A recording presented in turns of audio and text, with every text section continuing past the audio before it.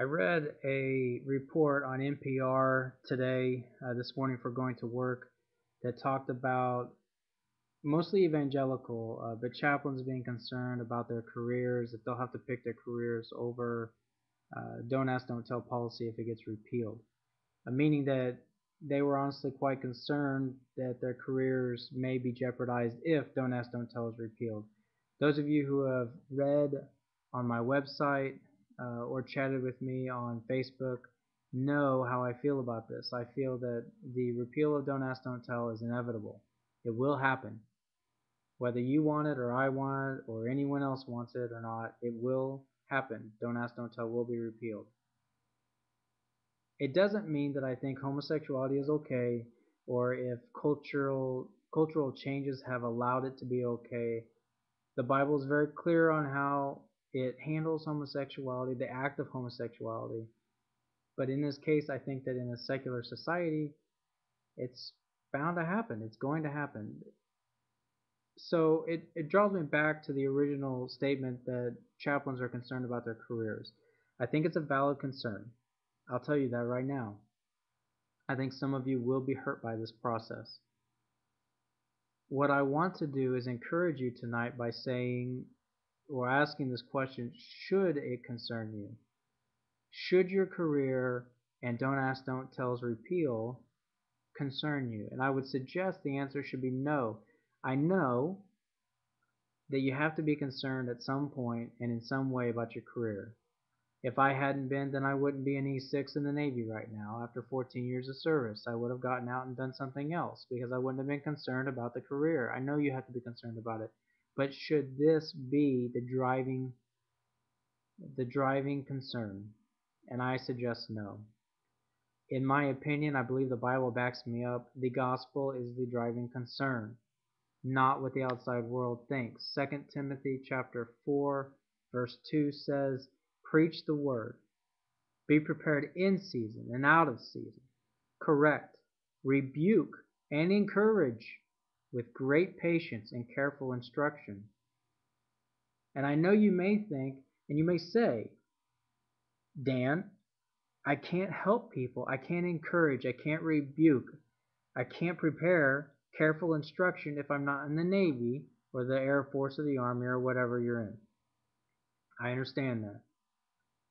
But I want to encourage you again that our God is big and He will provide the person needed at the time for the individual who needs the counseling. He will provide for that person. He would not allow someone not to see heaven. He would not allow someone not to get to the kingdom because a chaplain got kicked out of the military. It just won't happen. And furthermore, I want to encourage you out of Matthew chapter 5 verses 11 and 12, NIV, as I was in the first section. Blessed are you when people insult you. This is one of my favorite verses in the whole Bible. Persecute you and falsely say all kinds of evil against you because of me. And I want you to note that, because of me. Rejoice and be glad, because great is your reward in heaven, chaps. For in the same way they persecuted the prophets that were before you. I want to encourage you with that. There is nothing this world can do but deny you a career. Nothing else. I know that you wanted to come into the Navy and the Army and the Air Force for a reason. You wanted to help people. You wanted to spread your faith in the proper manner.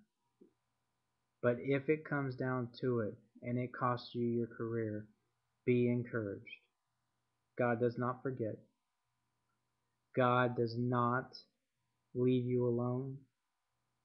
In fact, I am sure that I am not the only person in the military who feels this way. That you have the hard battle to fight, but that we will be with you. We will be the sympathetic ear. We will be the shoulder to lean on. And I understand that this is your battle. You do what you have to do. They probably won't kick me out because of how I feel about homosexuality. I'm just an E6. There are plenty of us. You're high profile, you're a chaplain. They will be more concerned about how you feel. But you can do this.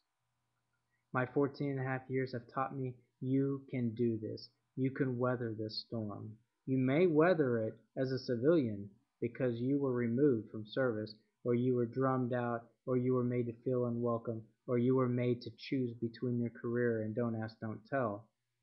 But you can weather this. We can all weather this. We can come out stronger for the kingdom. And we might just be able to help that young sailor, marine, soldier, airman, coast guardsman, a young man or woman who joined the military and needed you. Be strong, chaps. God be with you.